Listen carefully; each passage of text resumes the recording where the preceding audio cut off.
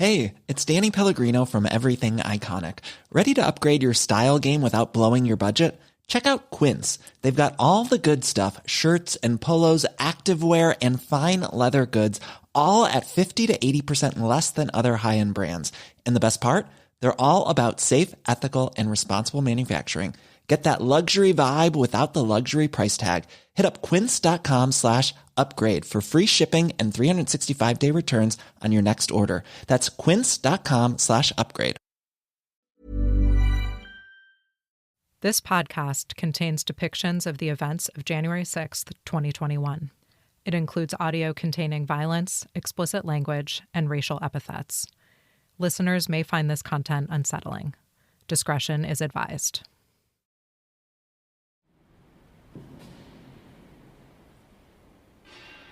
I voted to approve the electoral college count in Arizona, and then I walked out those center doors, stepped over that broken glass, and then entered into the rest of the Capitol building for the first time since the riot had ended. I remember just going off on my own and walking through the Capitol until I got to the rotunda. What I saw there I can say it no other way than just say it broke my heart. It's the evening of January 6th, 2021. Congress has just reconvened to certify the 2020 election of Joe Biden as President of the United States. My name is Andy Kim. I'm Congressman of the New Jersey 3rd Congressional District. I am a lifelong public servant. I now found myself serving my second term in the United States Congress. The sight that breaks Kim's heart is one he never expected to see when he ran for office. One of the lawmakers who was inside the Capitol when it was stormed, Democratic Congressman Andy Kim of New Jersey. Late that night, Congressman Kim was photographed on his hands and knees, still in the same suit he wore to work, helping clean up the damage left behind. This room, which I believe it to be the most beautiful room in the most beautiful building in our country, it was disgraced and defiled. There was trash everywhere, broken benches, cigarette butts on the floor, and I saw the black mark on the white marble statues for where people put them out. Just the center point of our democracy. And I saw some police officers sitting on one of the benches. They were eating some pizza for their dinner, and they were putting these empty pizza boxes into some trash bags. And I walk over to them, and one of them, and I ask them, do you have any more trash bags? So I told them I'm going to start cleaning up.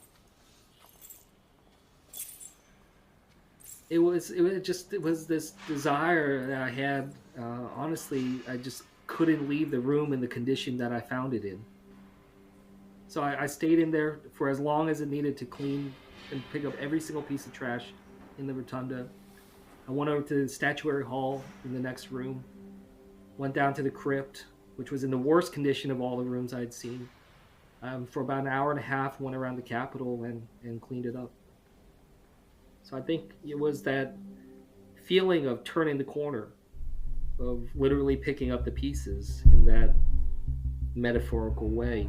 Announcing the subpoenas of 5 witnesses the committee says helped organize the rally that preceded the attack on the Capitol. We cannot leave the violence of January 6th and its causes uninvestigated. The indifference shown to my colleagues is disgraceful. You don't answer our questions. You create rigmarole logjams. Former President Trump is trying to stop the White House from turning documents over to the House committee investigating.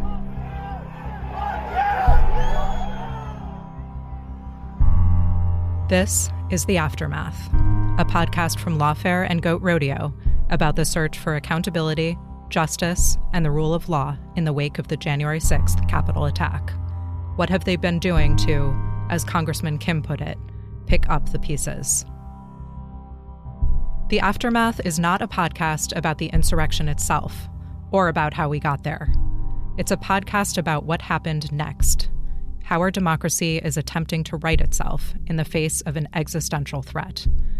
Who is being criminally prosecuted and who isn't? How is Congress taking action, and what is it ignoring? And how are our institutions telling the story, and who gets to tell it? To set the scene for this project, we are going to spend one episode, this one, on the events of the day itself. How what happened on January 6th revealed the difficult questions that people have spent the last year trying to answer. This is Episode 1, Day Zero, Ground Zero.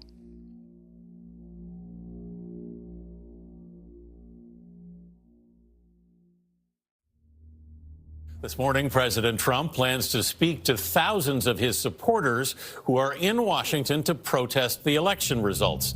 There are increasing warnings about some of those supporters potentially spreading violence in the Capitol. Of tension in the air this morning as we build up to this event. But what you can see behind me is all these people, tens of thousands potentially already here.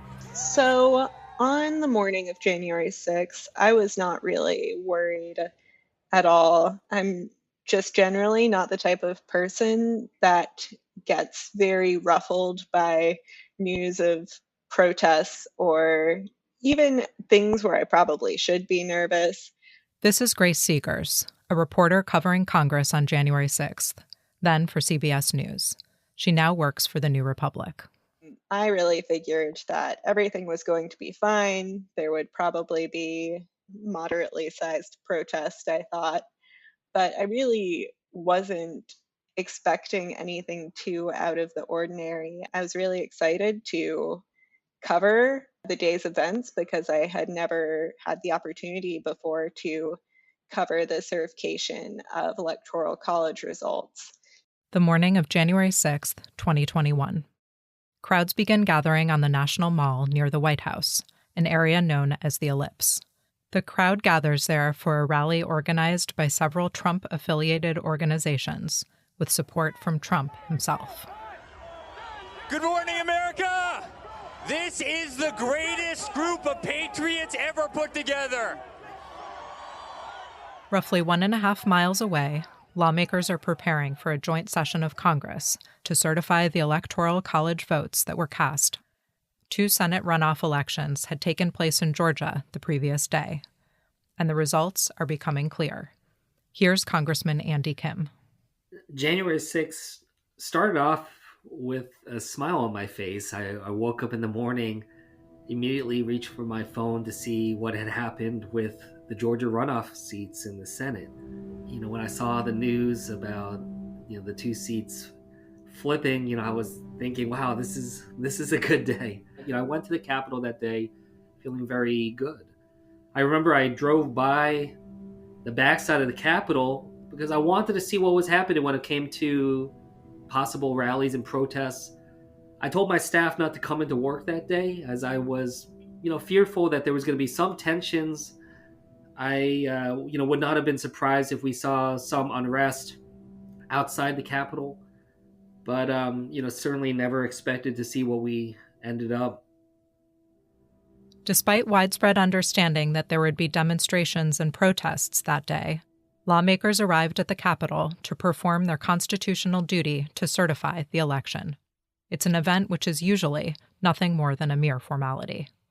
Here is Brookings Senior Fellow and Lawfare Senior Editor, Molly Reynolds.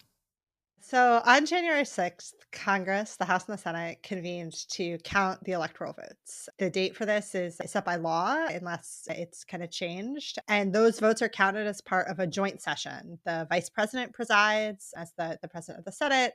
He opens the certificates from all of the states in alphabetical order. There are what are called tellers. Those are 2 members of the House, 2 members of the Senate who read those certificates. That process began in the House convening at noon.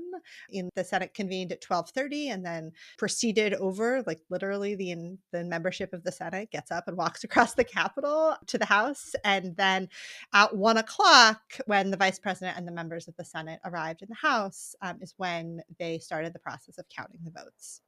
So what Congress was doing on January 6th is the last step in the process of finalizing the results of the election.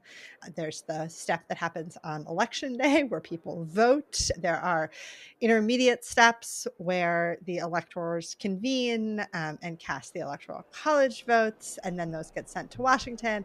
And then the final step takes place on January 6th when Congress sits down and literally counts the electoral votes and certifies the winner of the election.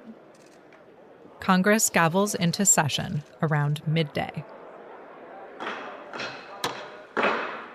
The Senate and House of Representatives are meeting in joint session to verify the certificates and count the votes of the electors of the several states for President and Vice President of the United States. Shortly after Congress begins its session, Capitol Police, the police department with jurisdiction over the U.S. Capitol, sees crowds of protesters approaching from the National Mall. They're backing into the monument. Everyone's breaking through the bike rack. There's a large crowd that's following us. We're going back into the monument. They're breaking through the bike fence. We're inside. They're at the front of the gate. The U.S. Capitol Police are responsible for law enforcement and security in the U.S. Capitol complex. They have the power to make arrests in the Capitol building, on the Capitol grounds, and so in that sense, they have some similarities to regular police officers. But what they generally do on a day-to-day basis is maintain the security of the buildings. Around the same time as Congress gavels in, President Trump begins speaking to the crowd. He speaks for more than an hour. Now it is up to Congress to confront this egregious assault on our democracy. And after this, we're going to walk down, and I'll be there with you. We're going to walk down to the Capitol, and we're going to cheer on our brave senators and congressmen and women. And we're probably not going to be cheering so much for some of them. If this election were overturned by mere allegations from the losing side, our democracy would enter a death spiral. We'd never see the whole nation accept an election again. It is during Trump's speech that the day begins to unravel. Because you'll never take back our country with weakness. You have to show strength, and you have to be strong. Katie Benner is a reporter for the New York Times who covers the Department of Justice. I was sitting at my dining room table watching all of the feeds come in from reporters who are on the ground down at the Capitol and from people who are inside the building. And then I started to get some phone calls with tips about incidents that had been reported both at the RNC and the DNC, bomb threats. And that was what I thought would be the craziest thing that happened all day. We have new information from NBC News. An explosive device has been located at the headquarters of the Republican National Committee. The Democratic National Committee headquarters have now been evacuated subsequently. Here again is Congressman Andy Kim. The first indication that something was not right and something was potentially really going off the rails was when we got the bomb threats, and that it wasn't just threats, they were actually bombs that were found in the Capitol complex vicinity. So that was something that really hit home to me, that this is real and this is something we have to be very careful about. But the bombs, which remain an unsolved crime to this day, turn out to be only a prelude. While Trump is still speaking, at 12:53 p.m., the first rioters overwhelm police and break through the Capitol perimeter. By 1:03, they have breached 3 layers of barricades.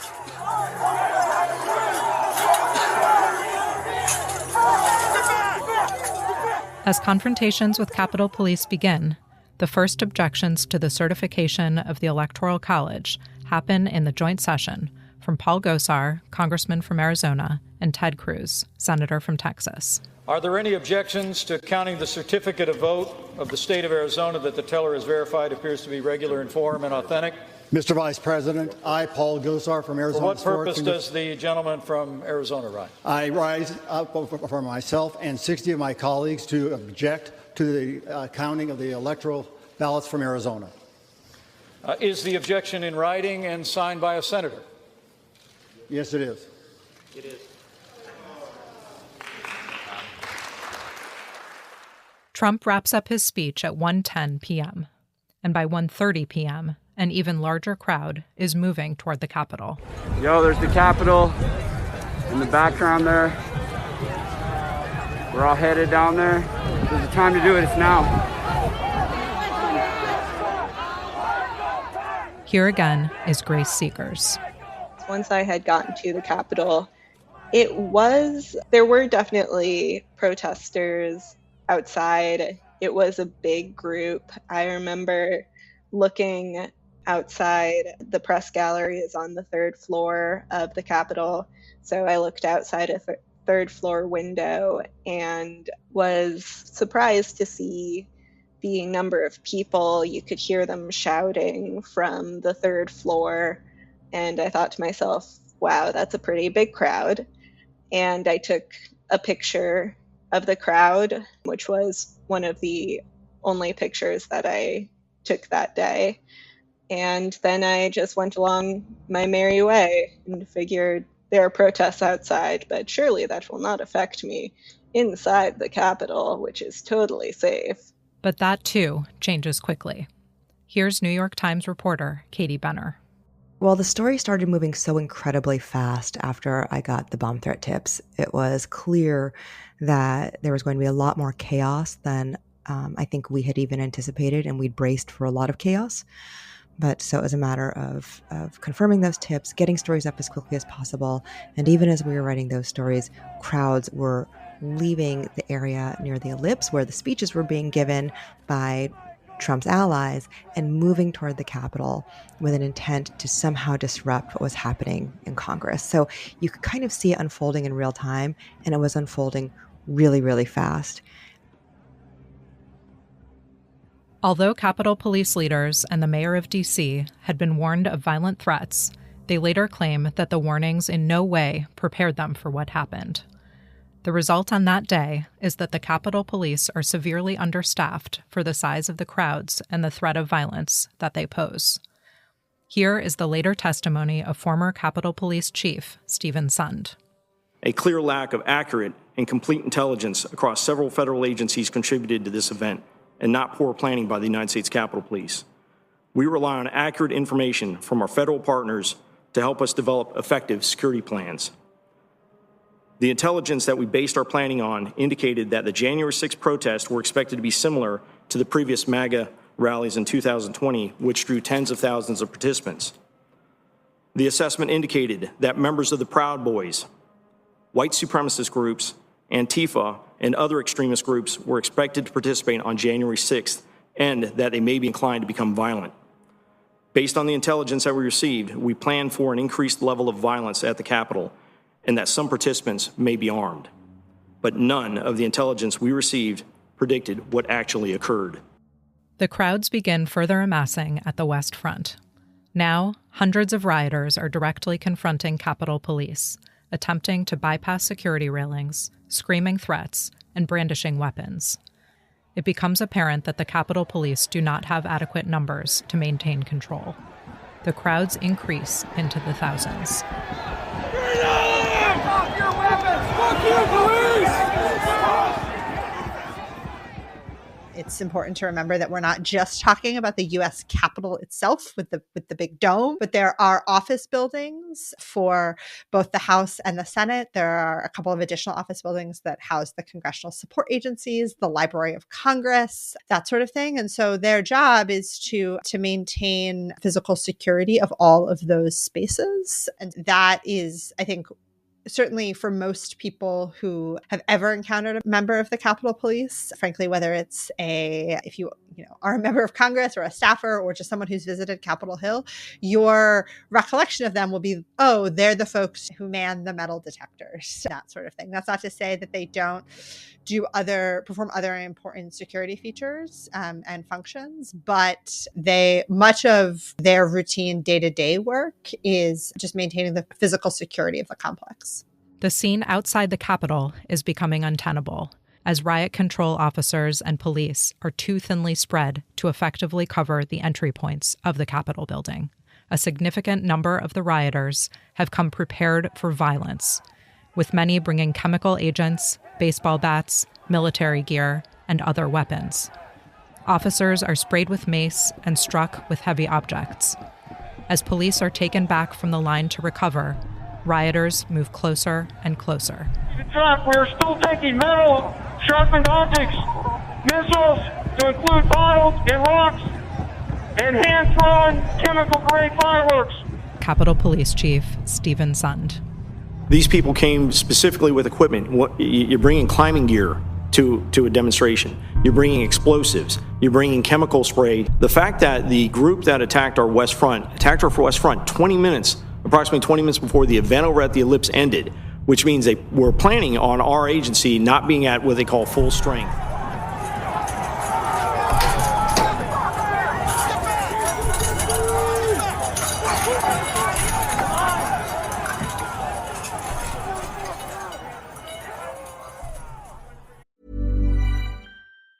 Hey, it's Ryan Reynolds, and I'm here with Keith, co-star of my upcoming film, If, only in theaters May 17th. Do you want to tell people the big news? All right, I'll do it. Sign up now and you'll get unlimited for $15 a month and 6 months of Paramount Plus Essential Plan on us. MintMobile.com/switch. Upfront payment of $45 equivalent to $15 per month. Unlimited over 40 gigabytes per month. Face lower speeds. Videos at 480p. Active Mint customers by 531.24 get 6 months of Paramount Plus Essential Plan. Auto renews after 6 months. Offer ends May 31st, 2024. Separate Paramount Plus registration required. Terms and conditions apply if rated PG. Millions of people have lost weight with personalized plans from Noom. Like Evan, who can't stand salads and still lost 50 pounds. Salads generally for most people are the easy button, right? For me, that wasn't an option. I never really was a salad guy. That's just not who I am. But Noom worked for me. Get your personalized plan today at Noom.com. Real Noom user compensated to provide their story. In 4 weeks, the typical Noom user can expect to lose 1 to 2 pounds per week. Individual results may vary. But still, the possibility of a full breach hasn't hit many of those inside the Capitol. That includes Grace Seegers.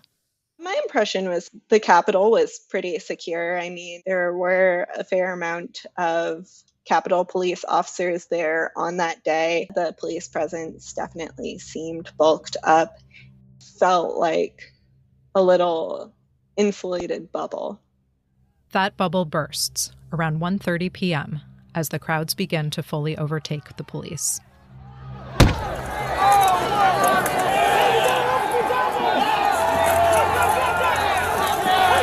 I give this up, they're going to have to run back to, we got to hold what we have. The police on the scene make urgent calls for assistance. Requests are sent to the Metropolitan Police Department, as well as to National Guard troops and police departments in bordering cities. 1033, I repeat, 1033, west front of the Capitol. We have been playing till we've lost the line. Leadership responds to these frantic calls with delays. Some of those delays can be attributed to the quick escalation of events, but many result from structural problems in the decision-making process. Here again is Molly Reynolds.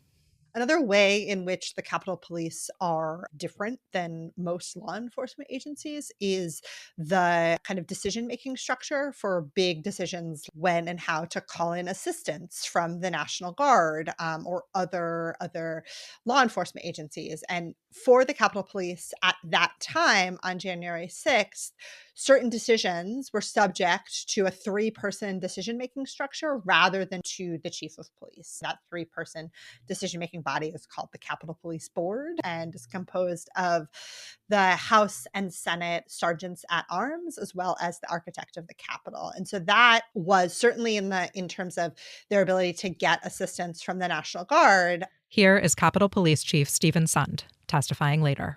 I cannot request the National Guard without a declaration of emergency from the Capitol Police Board. I can't even give my men and women cold water on an excessively hot day without a declaration of emergency.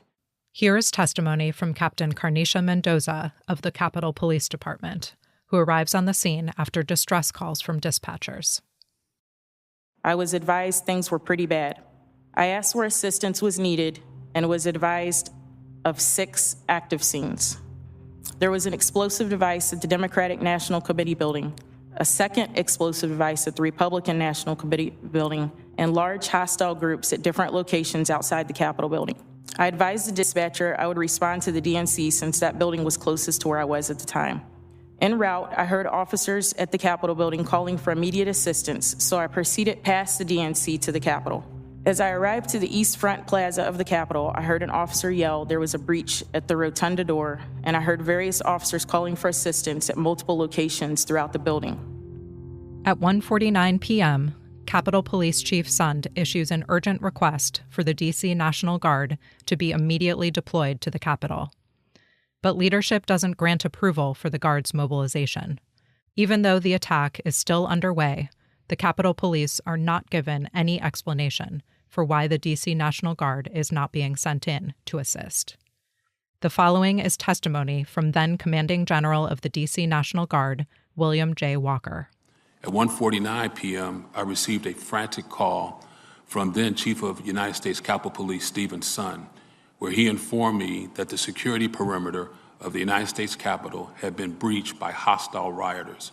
Chief Sund, his voice cracking with emotion, indicated that there was a dire emergency at the Capitol, and he requested the immediate assistance of as many available National Guardsmen that I could muster.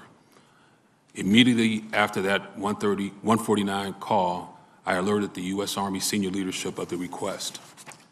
The approval for Chief Sund's request would eventually come from the Acting Secretary of Defense and be relayed to me by Army senior leaders at 5:08 p.m., about 3 hours and 19 minutes later.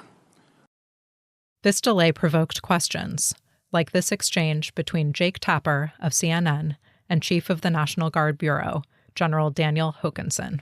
And he made a, quote, urgent, immediate request for National Guard assistance. I have got to get boots on the ground, unquote.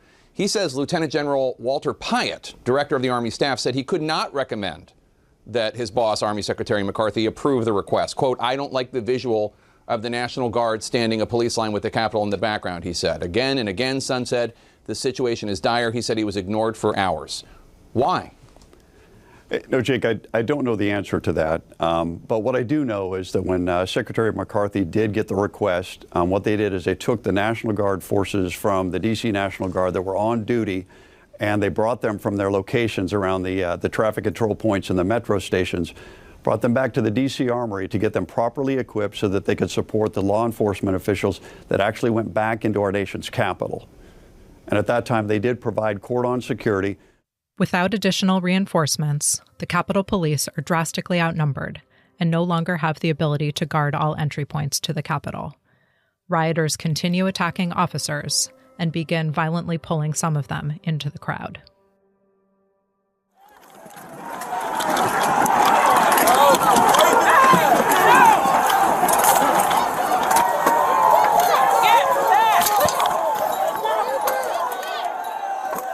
The officers attempt to find fallback positions on both the east and west front of the building. Rioters overrun these positions and move further into the complex.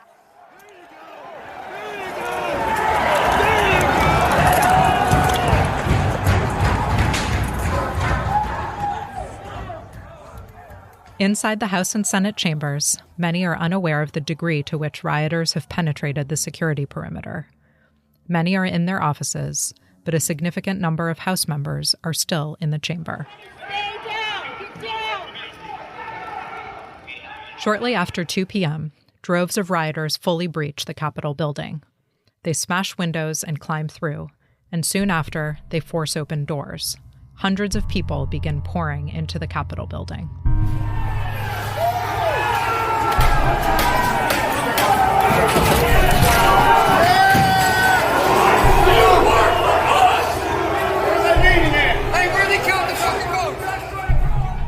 Just minutes after the first rioters enter the building, the U.S. Capitol Police issues a shelter-in-place alert that goes out to members of Congress, their staffs, and others who work in the Capitol building. Congressman Andy Kim is on his way to the Capitol from his office in the House Rayburn building when the order comes. I was still in the office buildings, in the Rayburn office building, that I just moved into a couple days before. So I was still making my way through the building, still navigating my way to the Capitol when I got word about the shelter-in-place order. I didn't at that point realize what had happened in terms of an actual breach of the Capitol. I had assumed that perhaps there was another bomb threat or, God forbid, even a possible explosion. The Senate recesses abruptly and evacuates. And it will stand in recess until the call of the chair. We'll pause. Protesters are in the building. Thank you. Here again is Grace Seekers. A Capitol Hill staffer that I was in contact with DM'd me, direct messaged me on Twitter that the Cannon House office building had been evacuated because some protesters had gotten into the Cannon House office building. And I thought to myself, whoa, that's pretty scary. Fortunately, I am here in the Capitol itself, which is as safe as you can be within the complex. So about the time that I was getting that direct message was roughly the same time that Mike Pence was being evacuated from the Senate chamber, and that the first protesters had broken into the Capitol building itself. Once the attackers have fully breached the Capitol building, chaos ensues as law enforcement officers lose command and control of the building. In the Senate chamber, Seekers is reporting on the proceedings when she gets trapped inside.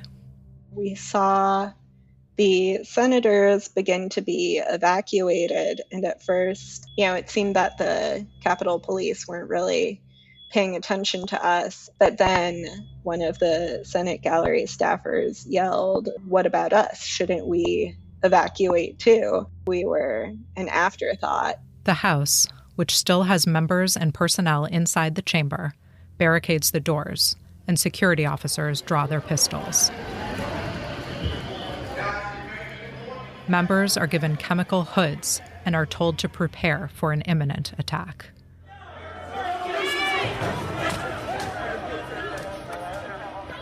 Here is Congressman Jamie Raskin, later recounting the attack at the second impeachment trial of Donald Trump. And all around me, people were calling their wives and their husbands, their loved ones, to say goodbye. Members of Congress, in the House anyway, were removing their congressional pins so they wouldn't be identified by the mob as they tried to escape the violence. Our new chaplain got up and said a prayer for us, and we were told to put our gas masks on. And then there was a sound I will never forget, the sound of pounding on the door like a battering ram. The most haunting sound I ever heard, and I will never forget it. Droves of rioters are now breaking down doors and shattering windows. They enter offices and steal items. Capitol Police barricade the House chamber with furniture and chairs. One rioter attempts to climb through a smashed window, gaining access to the House chamber. She is shot and killed.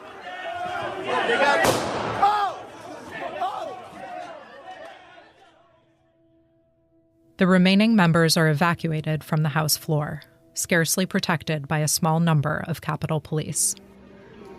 Where are we going? Rayburn? They make it out just in time, missing throngs of rioters by mere seconds. Still in his office, Congressman Kinn doesn't know what's happening on the other side of his door.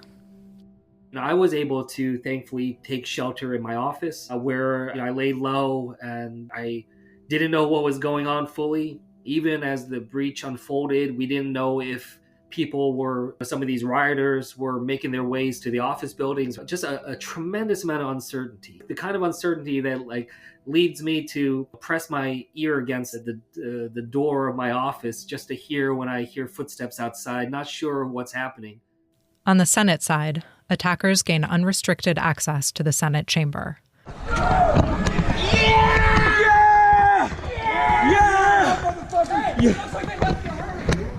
Yo, it's empty.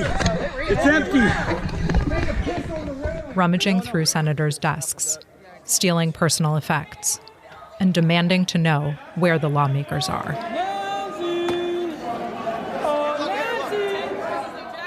With the Capitol complex completely overrun and lawmakers evacuated, Capitol Police cease their attempts to block attackers from advancing throughout the building. Where's they meeting at? Hey, where are they counting the fucking votes? Just trying to go. Thousands are now on the grounds and inside the Capitol. They are roaming freely. Some take paintings and fixtures. Others smash windows and ransack offices. And some continue to search for legislators, calling their names and chanting threats of hanging the vice president.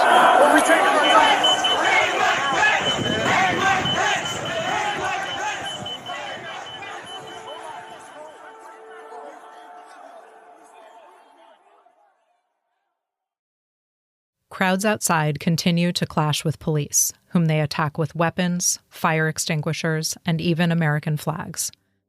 Here's now former D.C. police officer Michael Fanone testifying later.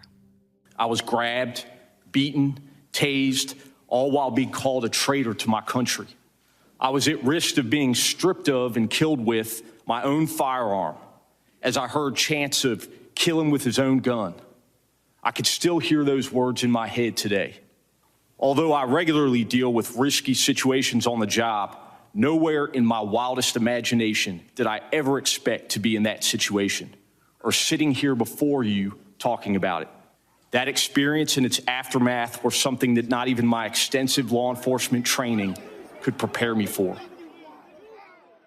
The following is testimony from Officer Harry Dunn of the Capitol Police. More and more insurrectionists were pouring into the area by the speaker's lobby near the rotunda. I told them to just leave the Capitol, and in response they yelled, "No, man, this is our house. President Trump invited us here. Nobody voted for Joe Biden." I responded, "Well, I voted for Joe Biden. Does my vote not count? Am I nobody?" That prompted a torrent of racial epithets. One woman in a pink MAGA shirt yelled, "You hear that, guys? This nigger voted for Joe Biden." No one had ever called me a nigger while wearing the uniform of a Capitol Police officer. To be candid, the rest of the afternoon is a blur. But I know I went throughout the Capitol to assist officers who needed aid and help expel more insurrectionists. Why would we get arrested? With the evacuation, the protesters have stopped the electoral certification. The Capitol is compromised by thousands of rioters, and the safety of those inside remains in question. While Metropolitan Police have arrived, there is still no National Guard to assist. There is silence from the White House. I want people to remember how they feel watching these images of the United States Capitol being taken over, because there's going to be an attempt to whitewash and pretend this didn't happen. I'm sorry for interrupting, but we've just gotten a new tweet from the president, and this one is worth repeating. Shortly after 4 p.m., President Trump posts a recorded video message suggesting the Capitol rioters go home, while also praising their patriotism and reinforcing their belief in a stolen election. I know your pain. I know you're hurt. We had an election that was stolen from us. It was a landslide election, and everyone knows it, especially the other side. But you have to go home now. We have to have peace. So go home. We love you. You're very special. I know how you feel. But go home and go home in peace. Several hours after the breach of the Capitol, the acting Secretary of the Army approves deployment of the National Guard to provide assistance and backup to those officers already defending the Capitol. They finally begin clearing the complex around 4:45 p.m. It is a difficult task. It is not until 8 p.m., about 6 hours after they had been forced to adjourn, that the Capitol is safe for Congress to resume its business.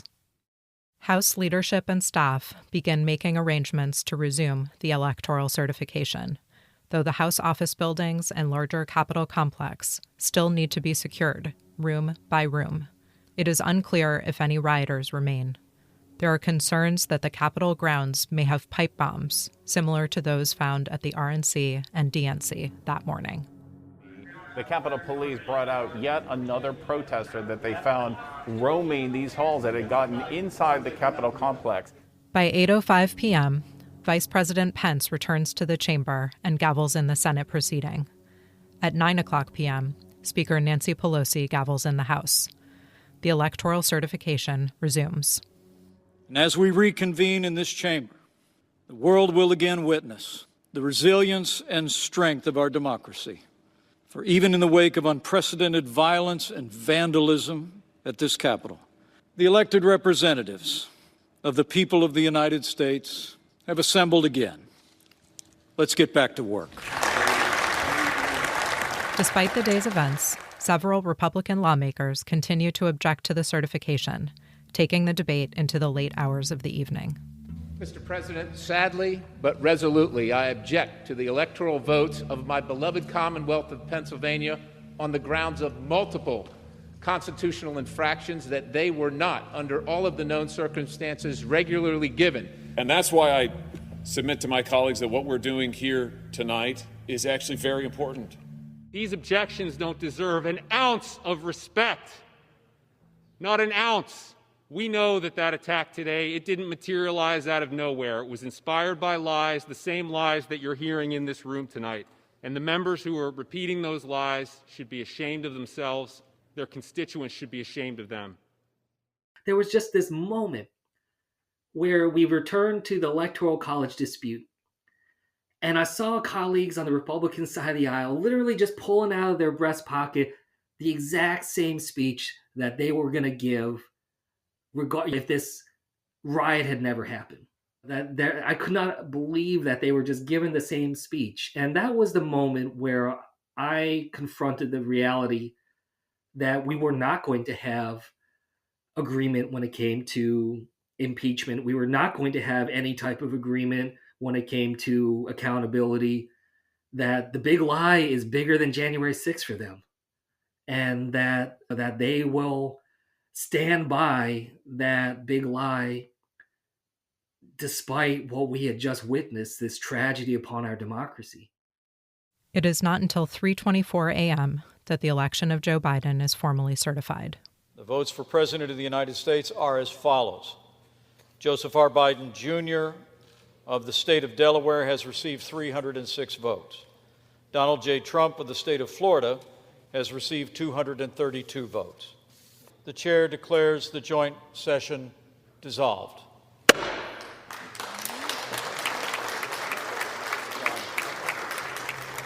In the early hours of January 7th, the certification is finally complete. Lawmakers go home, many escorted by police. The National Guard is garrisoned inside the Capitol complex. The mayor of D.C. has issued a curfew for the entire city that has been in effect since 6 p.m. Hundreds are injured, dozens are hospitalized, and 2 individuals are already confirmed dead, with several more deaths to come. The Capitol attack of January 6th has ended, but questions about what it was, what it means, and what comes next are just beginning. What happened here today was an insurrection incited by the President of the United States. This is treason. This is treason. This is insurrection. This is rebellion.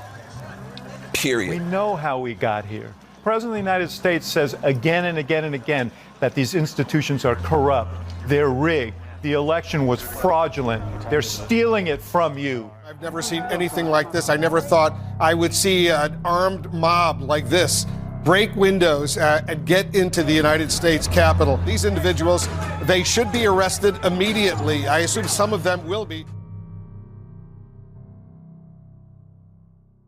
Some lawmakers had already begun thinking about the astonishing array of questions before them. I spent a lot of my time talking and calling around and texting with my colleagues, trying to get a sense of whether everyone's safe, how people are doing, in particular those that were on the House floor, letting people know in my district, my family know, and others that I'm okay. And really just, I did a lot of deep thinking. I mean, honestly, what was going on through my mind was just this singular question of how did it get this bad? But what does accountability for an event like this even look like? Whom are we trying to hold accountable, and for what exactly? Who gets to decide the answers to these questions? Congress, the executive branch, the courts, the press. Over the past year, all of them have been trying to confront what happened, to find some form of justice. January 6th put a lot of questions on the table for just about everyone. And American democracy has been busy trying to respond. One set of questions involves why the Capitol Police were so unprepared. As Congressman Kim wondered, locked up in his office.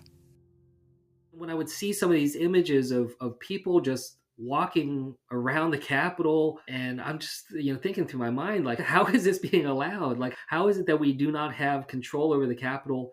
I remember distinctly calling my colleagues, many of us asking, where is the National Guard? Do I need to call out to the Pentagon? What do we need to do to try to figure out why it is that we still do not have control over the Capitol, that for several hours the United States government did not have control over the United States Capitol? Here again is Molly Reynolds. Brought to the fore were real operational questions about how secure the U.S. Capitol was. How did Congress get to a point where the U.S. Capitol Police were not prepared for what happened on January 6th from a training perspective, from operational perspective? Here again is New York Times reporter Katie Benner. I think there are a lot of questions about the Capitol Police. There have been multiple Inspector General reports that have now come out about their actions that day, none of which have been made public, that clearly show multiple failures. But I think this is going to be one of the things that we might see as a question mark for a while, because of course the Capitol Police are controlled by Congress. And so it's going to be in some ways Congress investing in its own police force. And I'm not really sure how much transparency we're going to get there. In the months that follow the attack, the preparations of Capitol Police and the information it received from federal agencies will come under sharp scrutiny. Here is the former Sergeant at Arms for the House, Paul Irving, speaking to a Senate committee in the weeks to come. The chief's plan took on an all-hands-on-deck approach whereby every available sworn Capitol Police employee with police powers was assigned to work on January 6th. That meant approximately 1,200 Capitol Police officers were on site, including civil disturbance units and other tactical teams. Based on the intelligence, we all believed that the plan met the threat. We now know that we had the wrong plan. There are other questions, too. More complicated questions. Questions of political accountability, starting with that of the president himself. But Trump is supposed to be leaving office in a few days anyway. Should he be impeached, removed under the 25th Amendment, something else entirely? Here again is Congressman Kim. I think there was a lot of recognition across the board that President Trump was responsible for inciting this crowd. So I at that point was thinking, is this going to be a kind of a moment where it breaks the fever and where we're finally willing to stand up against this demagogue with a megaphone and say this has gone too far? What about political accountability for other people? Today is the day American patriots start taking down names and kicking ass. Take a look at a picture that was taken of Hawley acknowledging the protesters yesterday at the Capitol with his fist raised. Let's have trial by combat. There are questions of criminal accountability, too. Eventually, droves of rioters begin leaving the Capitol after hours of ransacking the building, attacking officers, and unsuccessfully pursuing lawmakers. They walk out the main exits of the Capitol. No attempt is made to stop or arrest them.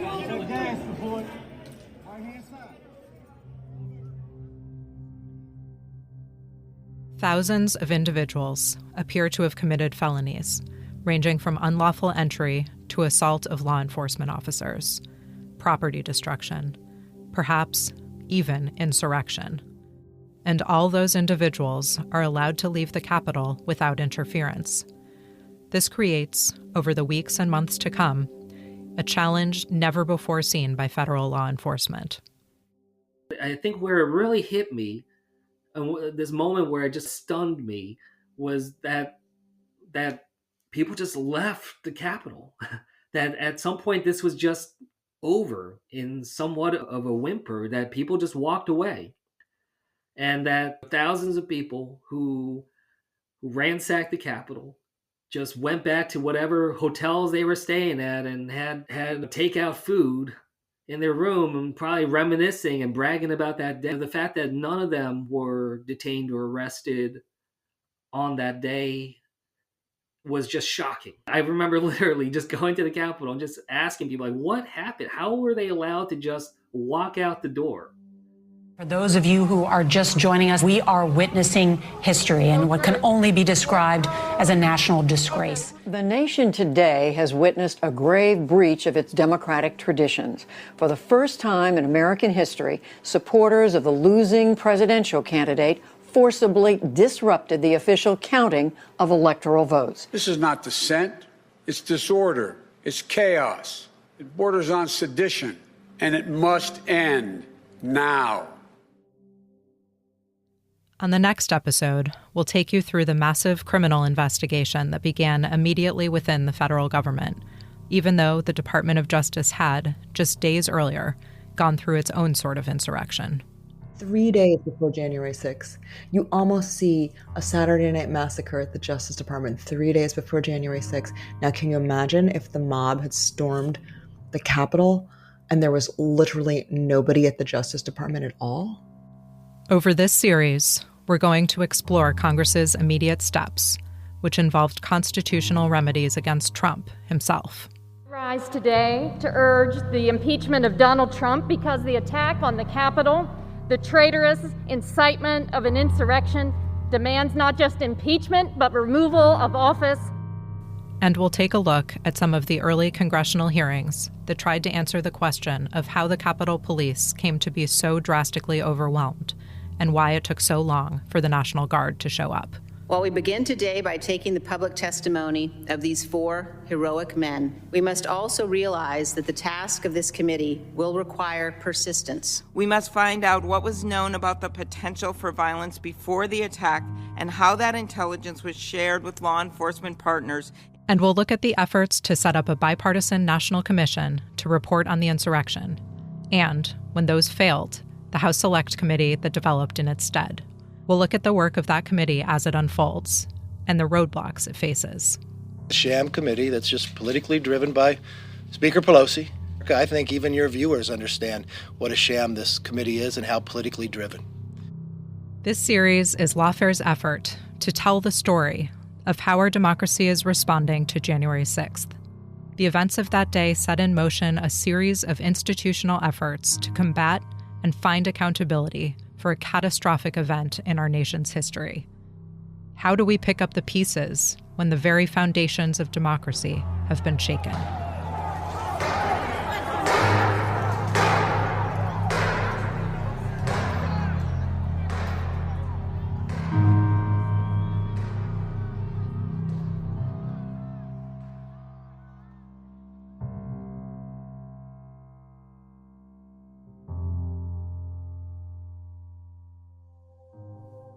The Aftermath is a production of Lawfare and Goat Rodeo. I'm your host, Natalie Orpett. Scripting by Natalie Orpett, Ian Enright, Rohini Kurup, and Benjamin Wittes. Series executive producers are Natalie Orpett, Benjamin Wittes, and Ian Enright. Senior producer is Megan Nadolski. Associate producer is Rohini Kurup. Interviews for this episode were conducted by Benjamin Wittes and Quinta Jurassic. Production assistance from Isabel Kirby-McGowan, Kara Schillen, and Max Johnston. Editing, artwork, and scoring by Ian Enright of Goat Rodeo. To learn more about Lawfare, visit lawfareblog.com, where you can find the Lawfare team's January 6th project, Confronting the Insurrection.